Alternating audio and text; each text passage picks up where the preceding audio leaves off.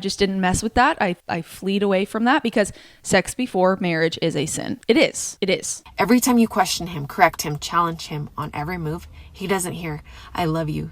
He hears, you don't respect me. A Christian wife is a helper. Sex is a sacred thing. Like, it's a thing between you and your spouse, and that's it. Well, and God. you, your spouse, and God. Marriage is not for the rebellious, not for the argumentative, and not for the woman who has to be in control. The power of compassion and empathy. Yeah. And I wouldn't say those are necessarily your top gifts. I was under the impression that like once you started having sex, that it was just going to be easy breezy beautiful. Like once Ryan and I like figured out how to do it, boom, like it's perfect. Here we go. And now we just know what to do. Yeah, that's not our experience. That is not our experience at all. Men don't leave because you're strong.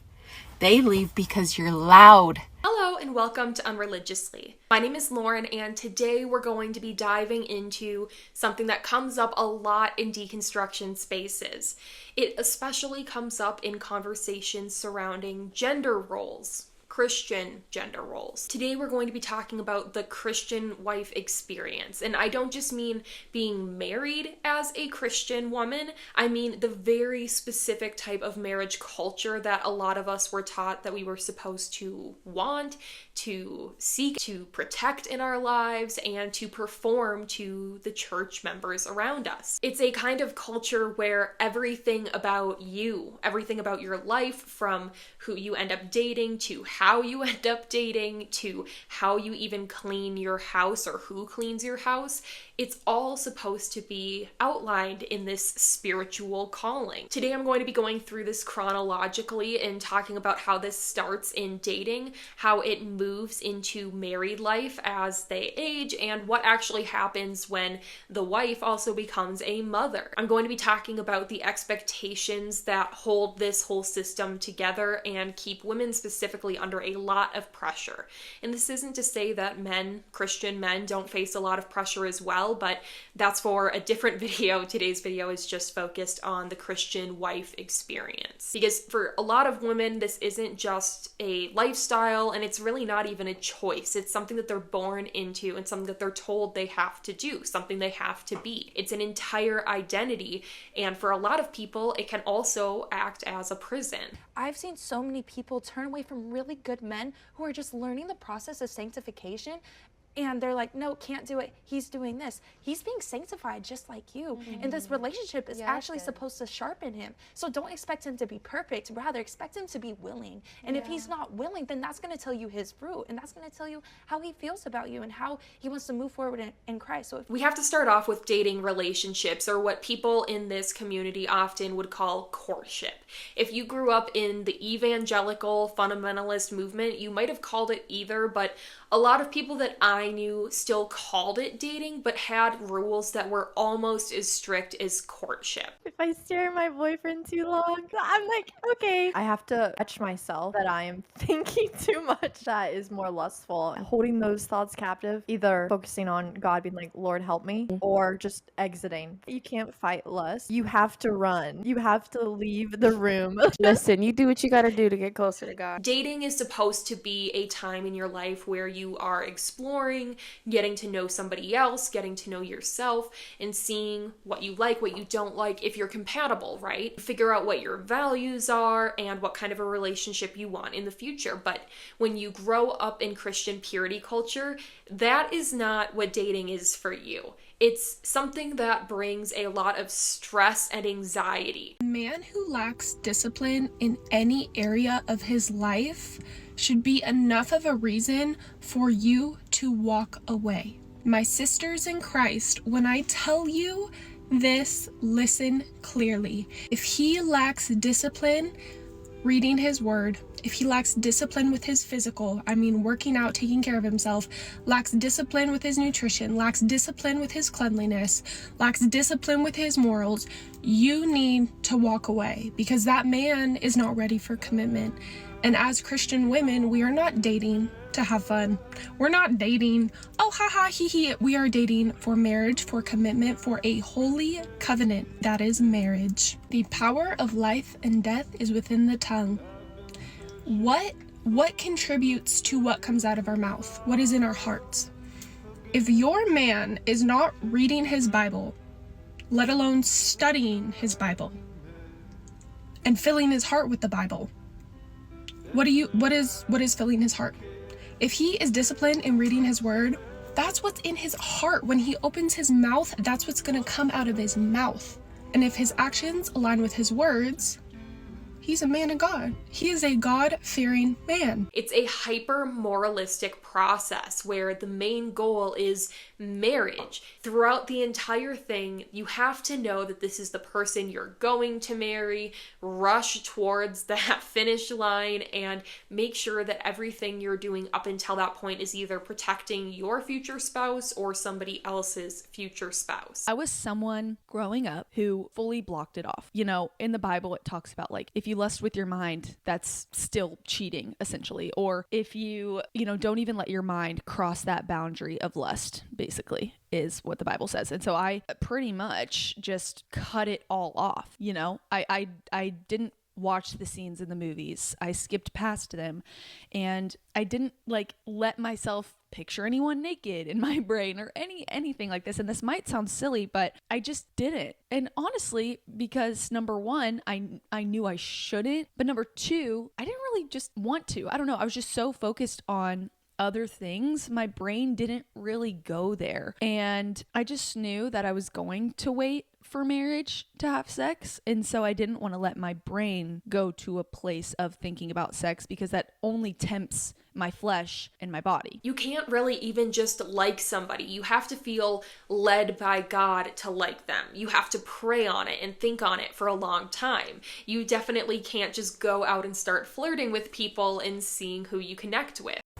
Okay, I know as Christians we are supposed to give grace, but when it comes to dating, we need to be a little more intense. When evaluating the person you're dating, it should never be they are trying to be, it should be that they are. Marriage is a really big deal.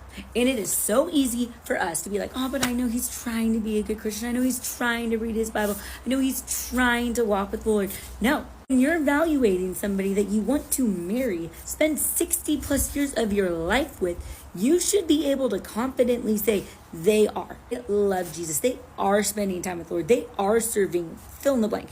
You can't even be alone with this person. In many cases, you're actually discouraged from even discussing attraction without feeling like you're sinning or being inappropriate or maybe leading them to lust in their mind. And you absolutely cannot talk about sex, which brings up a ton of problems down the road, because you're basically supposed to enter marriage blindfolded. It was just all these questions of like, I don't know what to do. I literally don't know what to do. And that might sound silly to you, but I would say that to people and be like, I don't know how to have sex. Like, I don't know what to do. And it'd either be like, don't worry, your body will know what to do. Your body will kick in and it'll take over and it'll just be natural. I'm so sorry, honey girl, but you cannot say that to me, because it's only going to make me freak out more. I remember that feeling before I had my first kiss, someone was like, you'll just happen. Like, it just happens and your body will just know what to do. My body did not know what to do. Okay. When I had my first kiss, it was Akko Taco. It was weird, okay?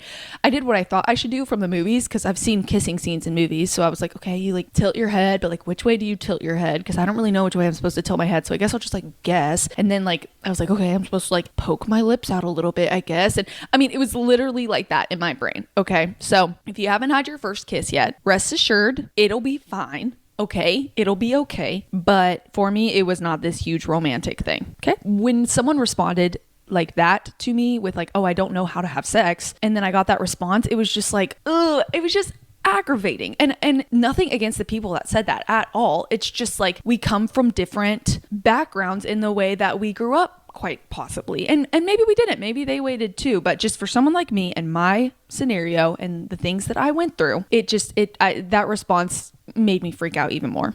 Because when I tell you, like, they're like, oh yeah, your body will know what to do. I don't even know how to get into it. Like, I don't know how to take my clothes off in front of another man. And I went to sex ed class. Okay. I know what happens. Like, I can tell you, okay, this thing does this thing and whatever. But I don't know the emotions. I don't know how to get into positions. I don't even know what positions are. Like, I know absolutely nothing. You're supposed to enter it without talking to that person about their history, what their experiences have been, what your expectations would be in the future, what you think you're interested in.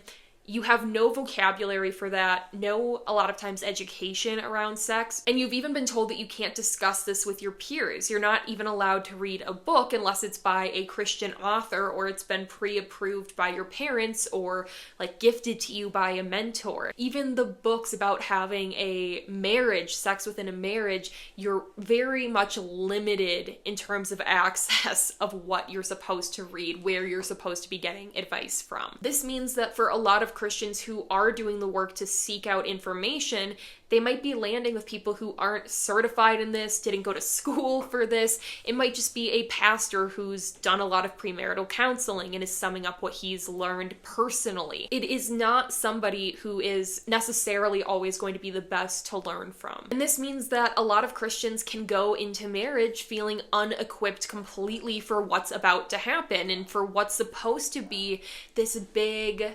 reward for them waiting for God's timing. I hit her in the head with a softball. She never recovered. She's been deliriously in love ever since. Wow. So we wrote a lot of letters. And you know what writing letters is? Actual letters. Snail mail. Yeah, snail mail. Come from conservative Christian background, very much during a time when purity culture was all that was talked about, the only thing talked about. And so we kind of understood what not to do. Dr. Glenn, how did you feel when you were going into marriage as a young man? Y'all were babies. I feel like I got married at 30, so I'm like, y'all were literally babies. But what was your mindset going into that? We went into marriage thinking we're set up. We have nailed this. We love God with a passion. We were deeply involved in church and ministry. We read scripture all the time together. We prayed together continuously. So we knew that this was pretty much a slam dunk.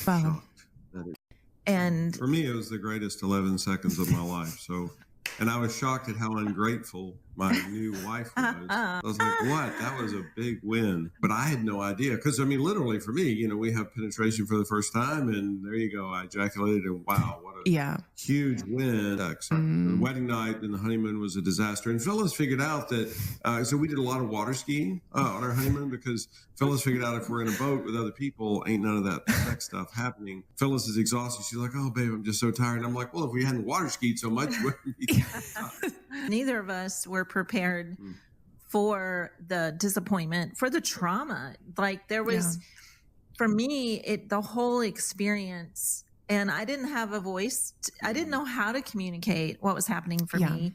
And so I was just very quiet. And, water skiing felt safe. So and I knew how to water ski. So that was a comfortable place for me. It's just purity culture 2.0. She was broken because she was never, I don't like to say never with human behavior, but she was never sexually activated. So obviously she's damaged. She's broken and there's just something wrong with her. Okay, what can you define broken? What are you saying? What does that mean? And then I just said, oh, well, I don't have a clitoris. Because at this point, Glenn had read enough to know that a clitoris was involved, mattered, and that had to do with an orgasm. And it's like, I've never orgasmed, and there's no pleasure. I don't enjoy it. Matter of fact, I hate it. Wow. I just endure it. We just get through it as fast as possible. And so, we shared that openly. And she was in the medical field, and she was like, okay, well, what do you mean you don't have a clitoris? And our friend, after a bit, said, I just feel like taking Phyllis in the back room and showing her what I'm talking about. Well, Phyllis started to stand up. And then this other woman said, but I just can't. I can't do that. And our friend showed her on our little girl, where the clitoris is located. And it's not just the lack of education that's a big barrier here. It's the shame. It's the silence around all of this. When every single interaction for young people feels like it's a minefield of potential sin, that does not make for a fun and easy experience. It doesn't make for easy ground for you to explore a dating relationship. A lot of times people report feeling like they might be too much, not enough. They might feel like they're being tempting, or maybe they're not being feminine enough for their partner and therefore not encouraging his God-given masculinity. People constantly might be assessing if they've crossed a line. And if you do feel like you've crossed a line, if you do feel like you've made some kind of a mistake and sinned, then you feel compelled to confess, because this is the teaching that is in the church. Growing up in purity culture means that I had conversations with friends about how I had multiple friends who were not comfortable being naked in their own rooms. And they would put their undergarments on underneath a towel to manage that anxiety. And having that internalized shame into your adulthood requires some conscious unworking. For example, I sometimes feel uncomfortable in my own body, moving my body, stretching my body, and feeling the feelings inside my body. And you're not supposed to confess just to God. And if you guys grew up in the church, you're familiar with this. You're also encouraged to confess to others. Maybe it's your pastor, maybe it's a mentor. Especially if you serve in any way, it almost feels like you have to report to a higher up so that they can keep deeming you worthy to continue serving. Serving in a church is really just Christianese for dedicating your time, volunteering your service for free. And this service isn't necessarily seen as something that you should be thanked for or praised for. People will see it as you doing the right thing, and you're certainly encouraged to do it,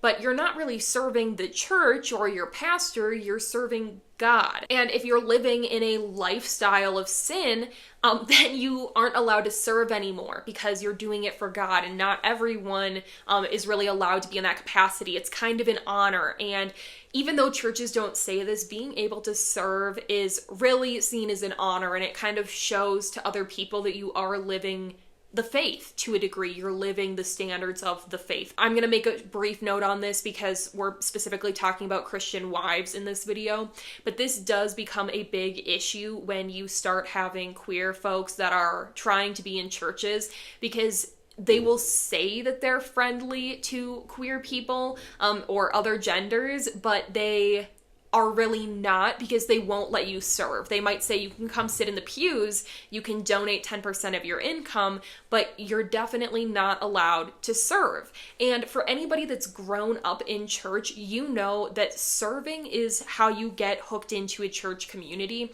That's how you become a part of it. That's how they become your family. That is how you really get involved. You become part of a certain ministry.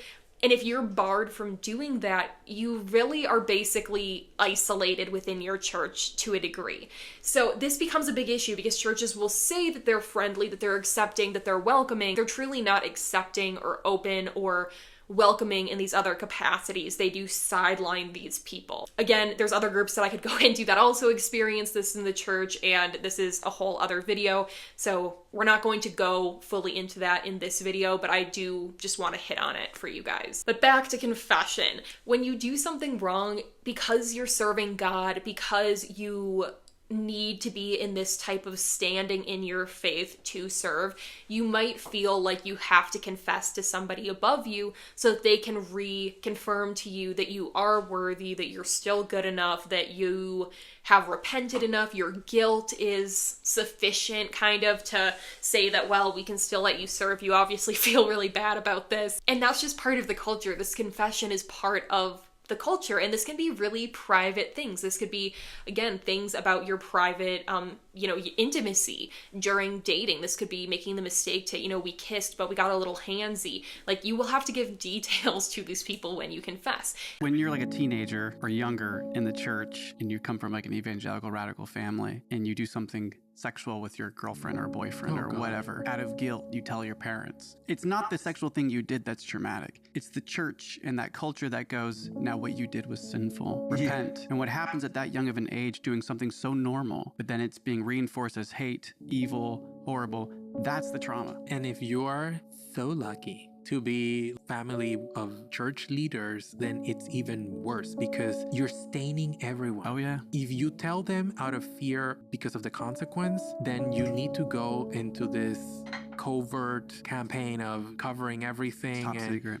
Top secret. And then that makes you connect that sensation to the actual act that you committed that was totally normal. Not only are they sweeping it under the rug so the church doesn't find out, you're also sweeping all of their bad things under the rug because you're an agent. Yeah. You're an agent for the... And so as a kid, you're like, I know actually the truth of my parents, and they don't know. They don't know anything. It could also just be, you know, maybe you have watched porn, for example, and you're confessing that, but that's something that you probably wouldn't be even allowed to confess to your partner. You would have to confess it to your mentor, but not to a partner, because that is bringing up sexual conversation and could cause them to lust. So a lot of times women will actually get married and they won't even know that their partner has an issue with porn. They won't even know that they have problems relating to intimacy, which again, that doesn't mean that they're not marriage material, but it's certainly something that should be discussed, you know, openly, and that you guys should have an open dialogue about. The pressure of all of this and on feeling like you have to confess can really mess with your sense of self and trusting yourself to make the right decisions, because intimacy, even emotionally, can start to feel really dangerous. In the church, you can be taught that you're supposed to suppress every single natural feeling that comes up for you. And you're supposed to do that until the day of your marriage, when all of a sudden the flip is supposed to switch and it all becomes holy. So I used to be an evangelical pastor, and purity culture made a lot of promises about how to have great sex, but you should know that these were man-made and not God-mandated. Here's an example. He wants to bless you in your marriage. That includes the bedroom.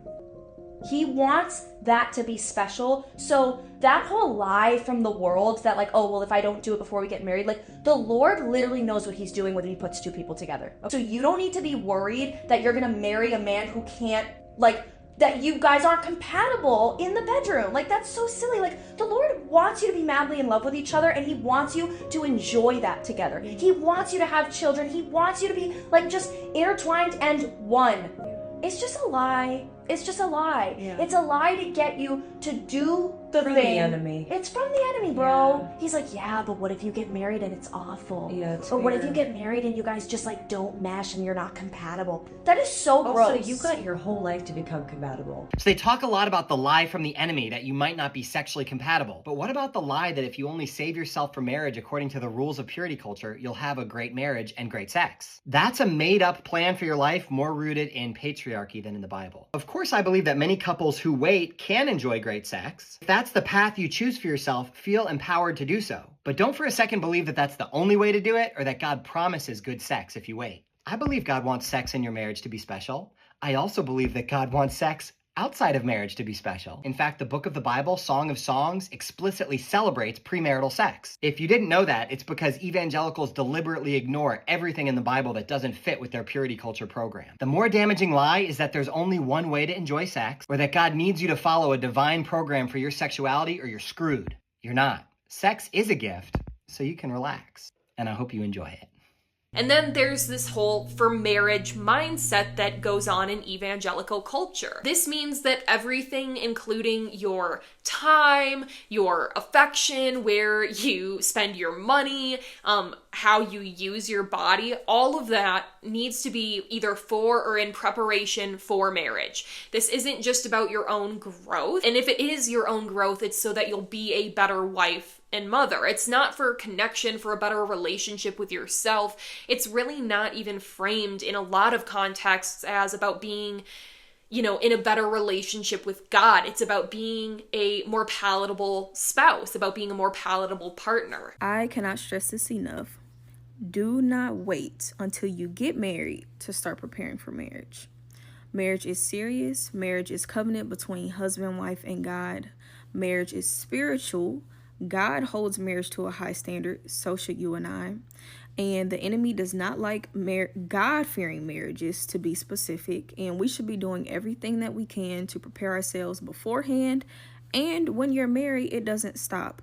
If you're single, it is okay to start reading the Bible, books, all sorts of things on what it means to be a God-fearing husband or wife, because we need to know what God expects of us. I've been married for 2.5 years. My husband and I were together for 6 years before we were even engaged. And during that time, before even being engaged, we read the Bible about marriage. We listened to podcasts, read marriage devotionals, Bible plans. We did premarital counseling with a pastor.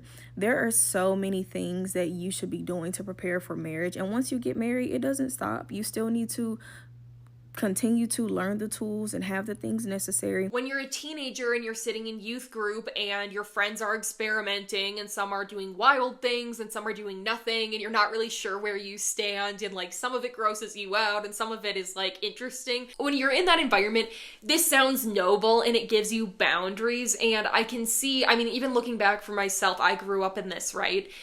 I can see why little me liked having these rules and being like, this is what's right, this is what's wrong.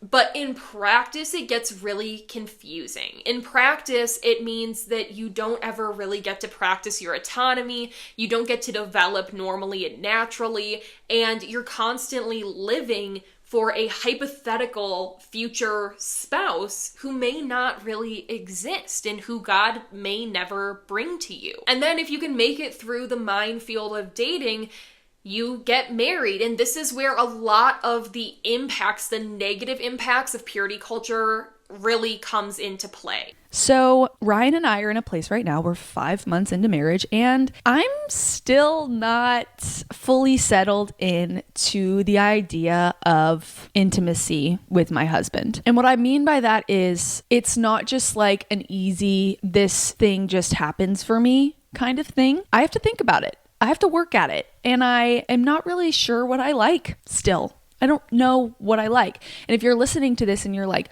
what do you mean, what do you like? I felt that too. Before I had sex, I didn't even know what that meant. I didn't know what options were out there. I didn't even really know like the motions of how. Because everybody around you, first of all, knows exactly the date and the time that you are losing your virginity in theory if you're waiting till marriage. And if you're waiting till marriage, you kind of, this is something that gets talked about for some reason. It's something that you may feel kind of like you need to say, like in your ladies group, you know, X and I we're waiting and it's been hard, but you want to kind of let people know that you're not engaging in that premarital activity. A lot of times people will bring it up because you're taught to bring it up. You're taught to confess it. But because of this, it's kind of a public thing. Everybody knows exactly when you're doing it for the first time. People will make jokes about it at your wedding. That's a common thing. People will post about, you know, you having your very first kiss, therefore your first everything else on Facebook. Your family members will talk about it, and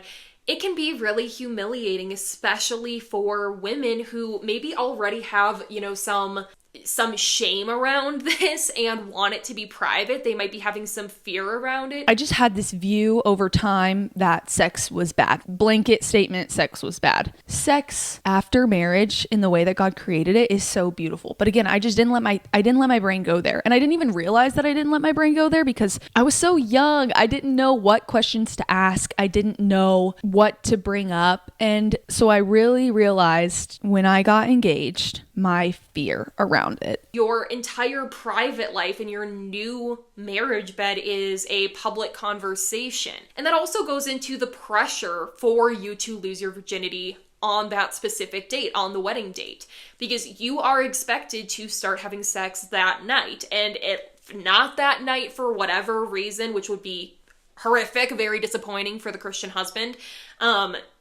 then you are expected to start immediately on your honeymoon. No matter how afraid you feel, maybe if you've waited till your first kiss and you're like, we just like kissed for the first time yesterday, and now you want to be like doing everything you've been watching online that I didn't know about for the last 10 years. That can be really scary for a lot of Christian women. I'm laughing because I'm going to give one example.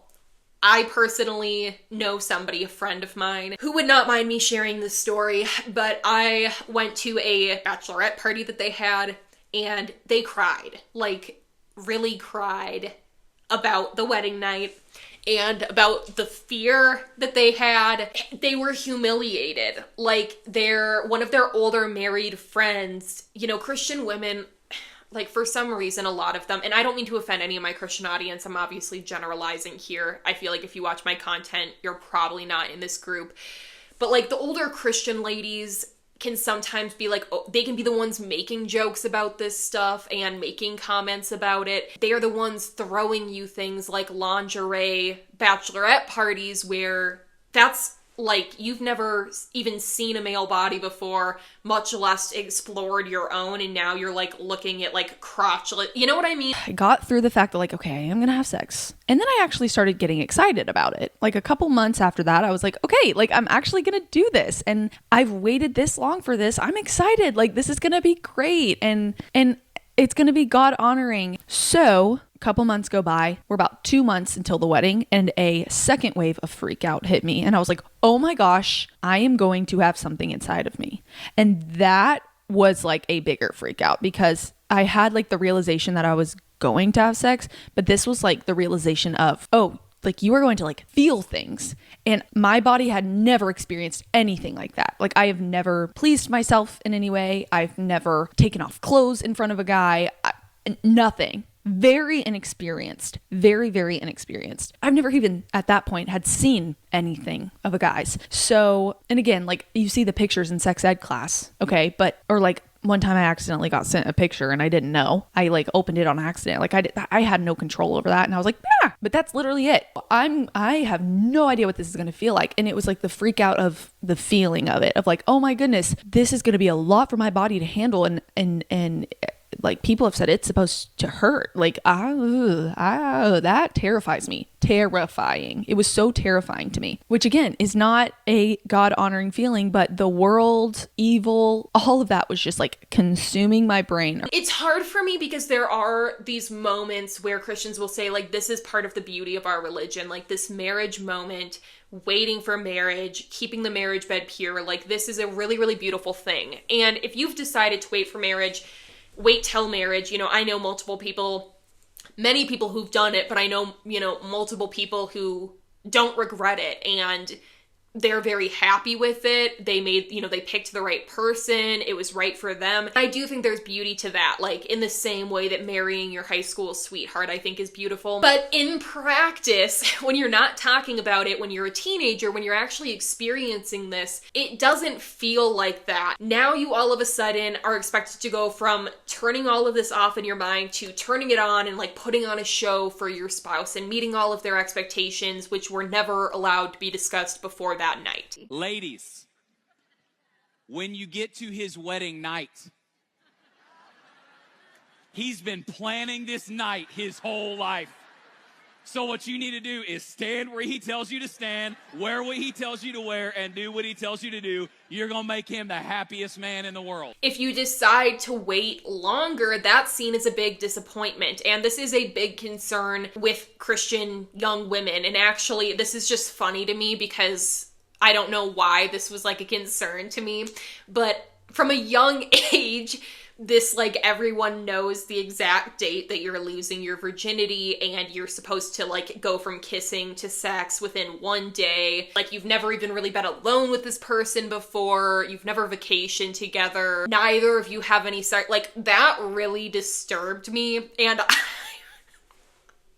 I was going to Christian therapy at the time. I remember talking to my therapist about it. I don't know why, because again, I was like 7th grade or something. But I just remember saying like, I don't want to do that. Like, I want to do what's right with God.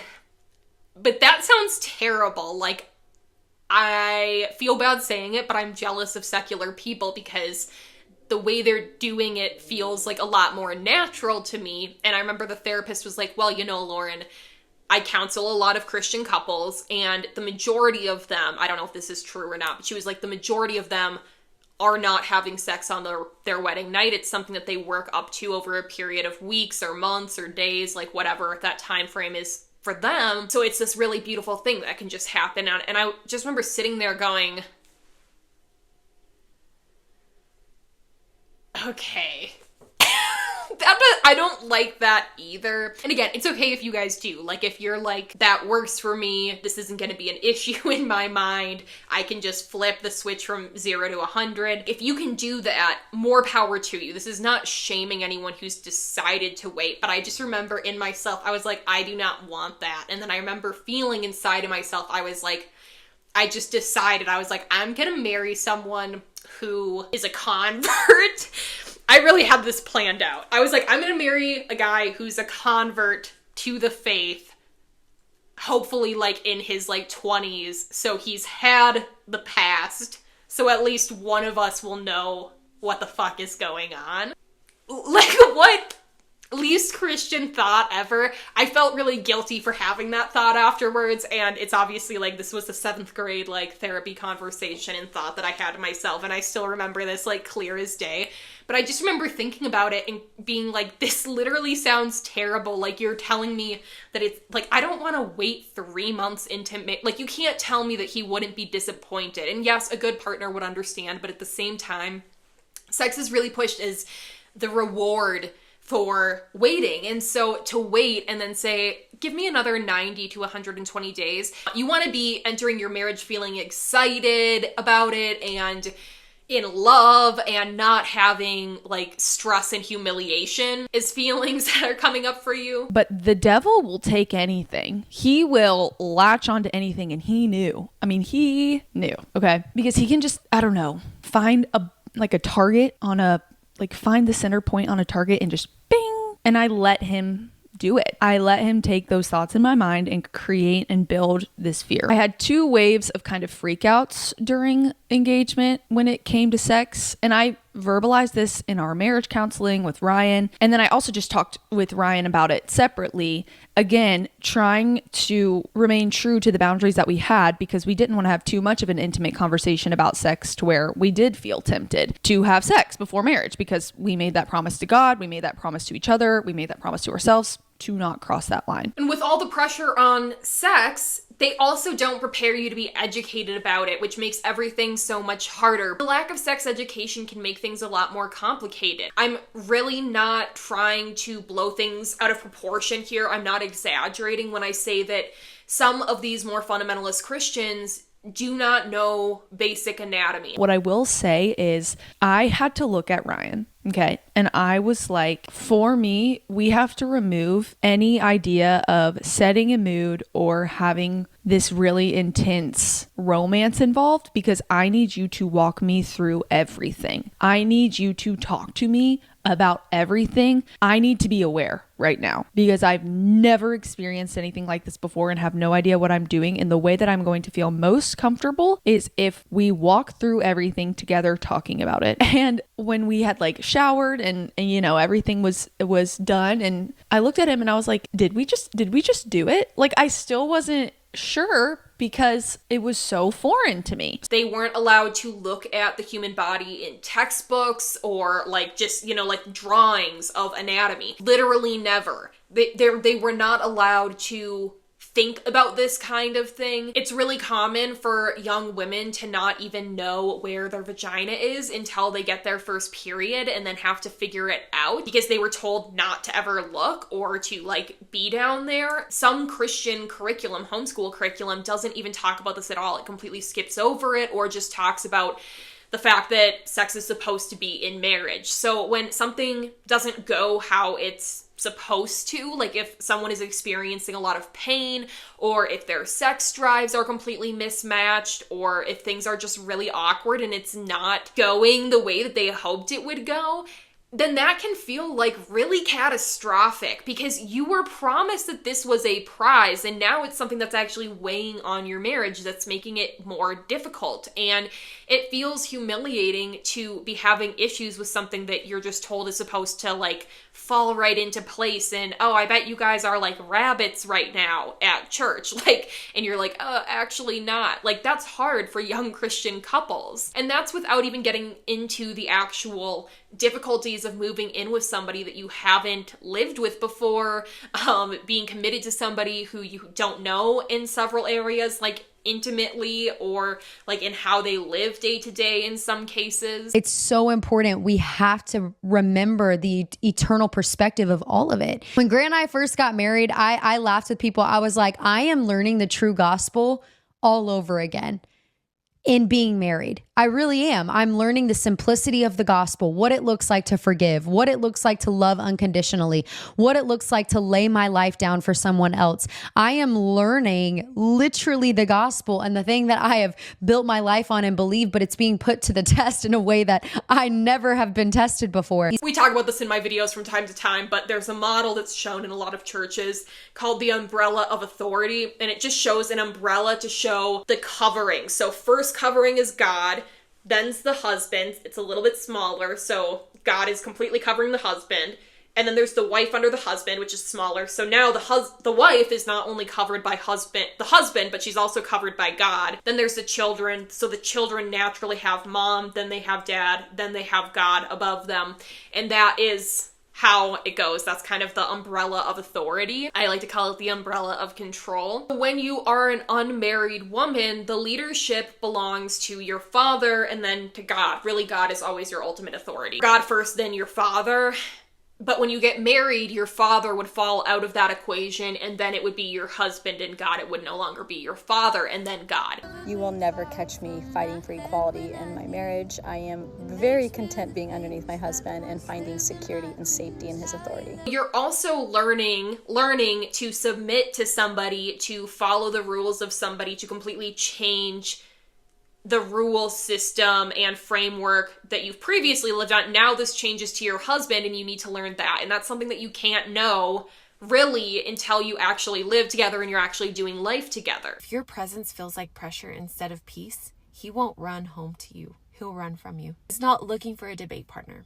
He's had a long day at work, pressure, spiritual battles. And the minute that he walks into the door, boom. Why didn't you text me back? Why didn't you do what I said? Why do you always ignore me? Why didn't you throw the trash? Why are you doing like this? Why are you wearing that? Now he's defending himself at home. Sis, he didn't marry you to be cross-examined. He married you because he thought you'd be his safe place, but now you feel more like the courtroom. Even if you really love your husband and even if he's someone who's really great to follow, that can be really hard. And I don't know who would want to submit all control, really. Like, I can understand if you feel comfortable naturally letting someone else make more decisions or something like that, but to feel like that is what you have to do, it's confining, and it's understandable that these women start to feel a little claustrophobic. Every time you question him, correct him, challenge him on every move, he doesn't hear, I love you. He hears, you don't respect me. Nagging isn't communication, it's noise. And remember your tone more than your words. They feel the pressure even when you think you're just talking. That man who used to run home to you now takes the long way just to breathe. Even if he's not a good partner, you're told that God worked it together and that marriage isn't supposed to make you happy, it's supposed to make you holy. And so your suffering is really just supposed to teach you something about yourself or make you better. It's really supposed to refine you. If you want to lead, marry yourself. Some of us were raised to fight, not to follow. Everything's a challenge. Every decision becomes a battle. Every conversation feels like a power struggle. But God didn't call you to control. He called you to help. Genesis 2:18 says, I will make a helper suitable for him. Not a rival, not a mirror, not a boss, a helper. And here I do want to paraphrase quickly from a study that looked at thousands of American Christian women. If you guys want to look it up, go ahead. It's called the Sexual Satisfaction and Function Survey. And the researchers found that they looked back into the 1970s. Since the 1970s, they found that studies have consistently shown that there is, in fact, a link between conservative and religious beliefs and higher rates of sexual pain disorders in women.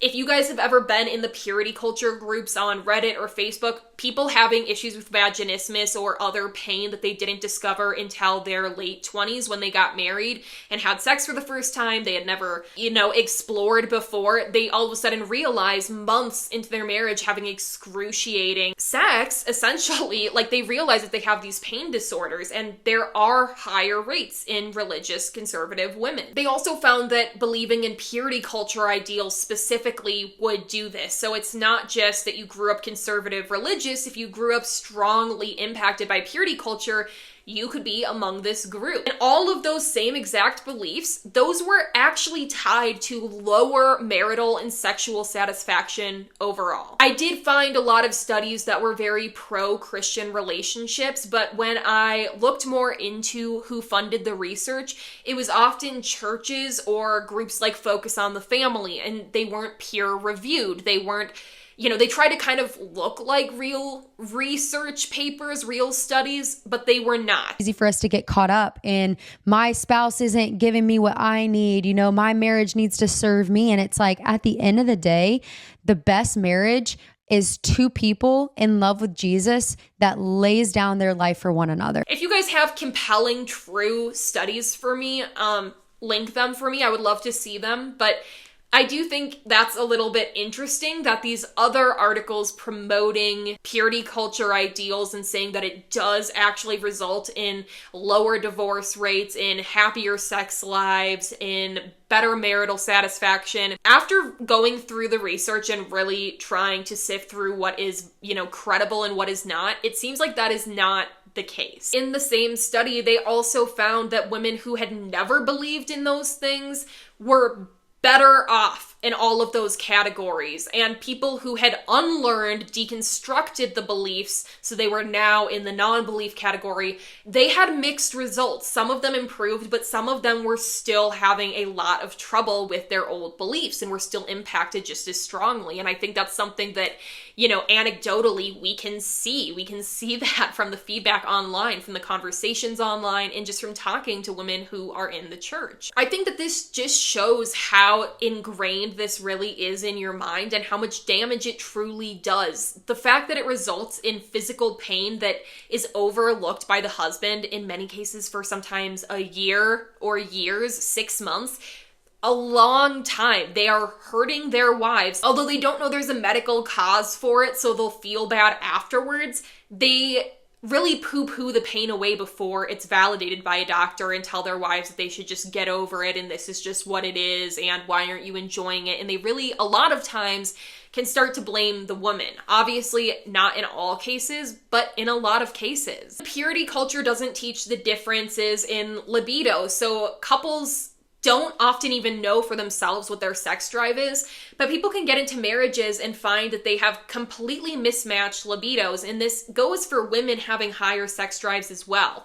A lot of times women are told that, they're gonna have to really gear up and just be having sex all the time because that's, what having a husband is like, and that's what the expectation is of them. Well, if they marry a man who's lower libido, even if they themselves are lower libido, they can feel rejected by that. They can feel like, why doesn't he want me more? Even if I don't want it more, why? Is there something wrong in our marriage? Is there something wrong in our relationship? It can cause a ton of issues, and people aren't taught to really talk about these issues. They might not even know what their libido is because they've never been sexually active before. So what can happen is you can end up in a marriage where you might not live together well, you might not be sexually compatible, you might not be just compatible in general, and the mentors surrounding them never even really told them that that was a possibility. And let me just explain. So when Ryan and I got home, we just went back to normal life, and life gets busy. And when life gets busy, you get tired. And when you get tired, you don't have sex all the time. And when you don't have sex all the time, your body doesn't respond how it does when you do have sex all the time. And, for other people, I don't know what this right proper number of the amount of times you should have sex in a week or a month or however long you should have sex is. I think it's different for everyone. I've talked with my friends and with close people in my life about, their quantity of intimacy times, and it's all different. So I think that's the first thing to just wipe off. It is all very different. And a lot of people are open about it and a lot of people aren't. I'm not going to sit here and say a certain number because that's just not what Ryan and I do. But when we got home from our honeymoon, we didn't have sex as much as we did on our honeymoon, as people would expect. It's your honeymoon. You literally have no responsibilities other than each other. So yeah, we came home and life just picked up. And as life picked up, we didn't not pay attention to each other at all. I mean, we work together, we live together, like we're always together. But I think just other priorities took priority. And with that, we kind of let our intimacy fall on the back burner. And then that's when I realized like, oh, I don't fully have this thing figured out. Like, why is this, feeling weird? Like, why is this hurting now? And it didn't when we were on our honeymoon, and just all these things where I was like, wait, why is it not working now? Why am I feeling, a little bit of fear again? Why am I not where I was on our honeymoon? I thought I had worked through that. The women feel broken and like they're doing something wrong, and the men feel like they're not being good enough leaders and managing the home well enough. And everybody in the picture feels like they end up failing God, which is really, really hard to sit with. And in reality, they weren't failing God. They were just set up without the proper tools and without the proper language to discuss these topics, to know what they're going into, to even know what to look for when looking for marriage. And if things are really bad, divorce is completely off the table, pretty much, unless there's physical abuse or cheating. You're taught that leaving is a sin, that it's failing, that it's rejecting God's plan for your life. And so therefore, a lot of women and men too just stay in the relationship. They stay in miserable marriages, incompatible marriages, or just situations that are unhealthy in general because they weren't told that they could do anything else. Marriage is not for the rebellious, not for the argumentative, and not for the woman who has to be in control. God didn't design marriage to be a fight. He designed it to be a covenant. And then the next thing that naturally is going to come is motherhood, which for many people that are in these environments isn't really a conscious choice that they're making, even if it feels that way, because it is just presented to them as the expected next step. You're supposed to be fruitful and multiply. You are supposed to raise up the next generation of little believers, Joshua generation, if you know, you know. And from the moment you get pregnant with your very first child, your life needs to be dedicated to serving that child and your husband as a woman. You are basically solely seen as being responsible for the caretaking of the children, the homemaking, any type of labor going on, everything. And the husband's role is oftentimes simply to work. He just goes to work, he goes home, and then he's waited on hand and foot by his wife and sometimes by the children. That is his entire contribution, and he's not really expected to bond with his kids, to take time to get to know them, to take them to doctor's appointments, even know who their doctors are, or ever even be emotionally available for the children or the wife. And if the kids start to go astray in life, if they start to make bad decisions, that's typically seen as the mother's fault, that she didn't parent them right, or that she was too soft on them, or that maybe she was not submissive to her husband enough and didn't model that correctly. Medical neglect can't go without saying. This is something that we see time and time again in fundamentalist situations. When wives or children are struggling with their health, they are not brought to the doctor. Our night with me after having a baby has been 2 weeks. And I've done nothing for my skin, and I actually feel horrible about it. And you can tell I've done nothing. We're gonna use some micellar water. I shouldn't say nothing. I wash my face. That's it. We're gonna use some micellar water. We're gonna go in with some milky toner. I have been on bed rest, prescribed by my midwife. Since technically today I didn't have to be on bed rest according to her last schedule, but she hasn't seen me since. I have a midwife appointment tomorrow. She might say that I need to continue bed rest, but that's not happening. Today we film. Your girl got some pretty bad down there hematoma and literally could not walk without assistance for a whole week. I just barely got to the point, I can't get this open. Maybe we're not using this. Just barely got to the point where I can stand up and sit down by myself. If I am sitting in a chair, I sit like this. Got a little beat up, and well, I promise I will talk about this in the vlog. I also got a little beat up in the canal. And a combination of those two, up until honestly yesterday or the day before,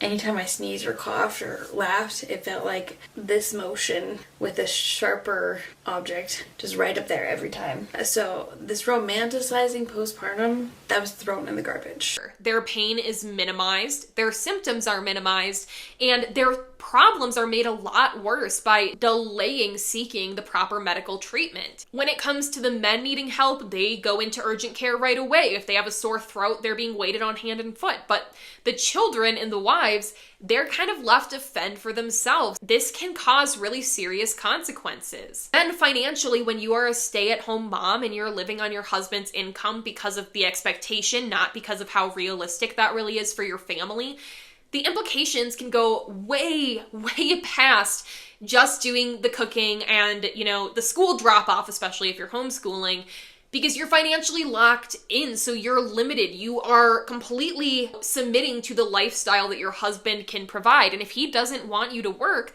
you're not working. That is just the life you get. That is just the retirement that you get. And that's not right. Research does show that stay-at-home moms are way more likely than non-stay-at-home mothers. And we're not just talking about like mothers that are unemployed. Obviously, we're talking about stay-at-home moms. They are much more likely to live in poverty. Pew Research Center found that about a third roughly of stay-at-home moms were actually living in poverty, whereas for moms that were working, only 12% of those were living in poverty based off of that study. Imagine what that actually looks like. This isn't something that I'm making up. This isn't something that I'm posing as like a, 1% what if question. We are seeing doubled the rates of poverty in the women that are staying home. And the women that are staying home in, large numbers are women that affiliate with more religious beliefs, religious practices. You will never ever catch me putting a career over my family. They are my ministry, and we have decided from the very beginning that no matter what our financial situation is, we were going to sacrifice it so that I can stay home and be a mom. This is why a lot of times while the trad wife, type of lifestyle can be romanticized a lot, this is why people warn against it, because it can have real impacts on your life. And just think for the mom that has submitted to her husband's income with their children and they're living in poverty. How is she going to leave? How is she going to leave and support the kids? It does make a lot of women feel like they're trapped, like they can't get out, or at least like they have to wait until their kids are 18 to be able to leave so they can at least scrape by in a, apartment by themselves. Finally, we have to go into the bigger expectations that impact this entire system. As a Christian wife, you are told constantly to be a Proverbs 31 woman and to die to self. That is the language that they literally use. Dying to yourself, serving your family and your church, submitting to your husband and to God, and to be long-suffering, to practice the virtue of long-suffering. So you try to do that, and you minimize the things that are going on around you. If you're tired, you have to suck it up. If you are upset, you need to focus on God. If you're lonely, then you just need to be blessed by the children you have around you. And if you ever talk to somebody else about your husband's behavior and the way that he treats you or the way that he shows up or does not show up for you and your children, you're going to be met with criticism that you should be protecting his reputation and lifting him up. And your children are going to be expected to only say positive things about the family too. You're always supposed to present the perfect image, which is exhausting. And honestly, in my opinion, a lot of these women are low-key being emotionally abused. If you consider emotional neglect emotional abuse, then I would say most of the women are being emotionally abused. I know that's a strong statement. Don't get mad at me for it. Feel free to, comment back if you disagree with me. But I see emotional neglect as one of the biggest things. Husbands that are not showing up for their wives in any capacity, that are just completely checked out and have been since day one. And it might not even be because they're a bad guy. It is just because that's what their Christian father modeled for them. Talking about expectations and just being the only person cooking, cleaning, doing all the homemaking, there is another US study that I found that tracked couples over several decades, and it showed a pretty clear result. It showed that in Christian households, the gap in housework between a husband and a wife doesn't really change over their lifetime, over their married life. But in other households, it gets less when kids are out of the house and the mom is maybe going back to work, the husband picks back more work up, and it kind of fluctuates throughout the life. But in Christian households, it stays the same. The wife, whether they don't have kids at the beginning of their marriage or the kids have moved out, they are still doing everything, and they're just picking up more work to fill their time, essentially. They're just expected to do more. In other religious contexts, like when they looked at Mormons, this gap actually did decrease over time. That's either because wives just started doing less when their kids weren't home, or because husbands picked up more work, but at least they evened out. In evangelical Protestant, more Protestant culture, that was not the case. The work just keeps piling on forever. Your load never lightens, even once the babies are grown and out of the house. All of this just goes to show the expectations that are out there. If you guys have had an experience in the church like this, where you grew up with purity culture, you grew up with these beliefs, and you got married, let me know how your experience was. You know, I genuinely hope that it was a positive experience for you. I hope that if you chose to wait till marriage, you didn't have any issues, you didn't carry purity culture baggage with you, you didn't have any sort of pain. You know, I hope all of those things, and I hope that you guys are, you know, I hope that everyone can honor their convictions and who they are as well. If you're someone that wants to wait till marriage, again, I'm not going to hate on that. I think that's wonderful. I never want to tell you guys what to do though, because I don't know what's right for you. So if it's right for you, that's great, but I just want to encourage you to ask yourself the question, you know, is it really right for me, or have I just been told that this is right for me? If you guys have made it this far in the video, please like the video, please subscribe, and if you want to leave a comment down below but you don't know what to say, you can always drop a bird down below, because that is my logo. I'll probably respond to you guys with a white heart. I really do respond to as many of you guys as I can, and I do love to see your comments and your experiences, so please do leave a comment down below. And if you would ever like to be on my channel, I am potentially looking at doing some more interviews. Feel free to fill out the form. There is a link in my description. Finally, I never ask you guys to do this, but if you wouldn't mind taking your phone, if I'm not already playing on your phone right now, please go follow me on Instagram and TikTok or my Facebook page. You can just go look me up. I have like 0 followers. I don't know why I didn't make one sooner, but I am really trying to promote things a little bit more on there as well, and it would help me a lot if you guys wanted to give that a boost and share a little bit of love. I am making different content that I post here on Instagram and Facebook with like the static content. I obviously don't post any static content here, so if you want some more like informational posts or just things about deconstruction or tidbits, please go follow that. I would really appreciate it. Once again, thank you guys so much for watching. I really appreciate it, and I will see you in the next one. So what are your religious beliefs? Like, what do you believe in? I'm not really a religious person. You know, I respect people's religions and whatnot, but I couldn't really consider myself any specific thing. You love the devil?